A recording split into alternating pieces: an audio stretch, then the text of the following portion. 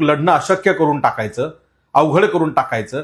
दुसऱ्या बाजूला हजारो कोटींचा पाऊस या ठिकाणी पाडायचा आणि जनतेला पूर्णपणे विकत घेण्याचा प्रयत्न करायचा, अशी ही निवडणूक सध्या या ठिकाणी दिसते. दुसऱ्या बाजूला वंचित बहुजन आघाडीचे कार्यकर्ते हे घामाचा कष्टाचा पैसा लावून या ठिकाणी निवडणूक लढतायत, तर आमच्या उमेदवारांवरती प्राणघातक हल्ले केले जात आहेत. हर पद्धतीनं आम्हाला या ठिकाणी अडवण्याचा प्रयत्न केला जातोय.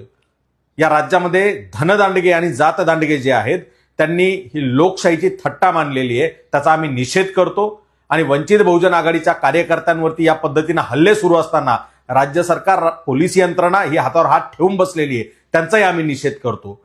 जनता या पैसे वाटणाऱ्यांना, या जनतेला विकत घेऊ पाहणाऱ्यांना योग्य पद्धतीनं धडा शिकवेल 20 तारखेला, असा आशावाद आम्ही या ठिकाणी व्यक्त करतोय. आणि पुन्हा एकदा या पैसे वाटणाऱ्यांचा, या धनदांडग्यांचा जाहीर निषेध करतो.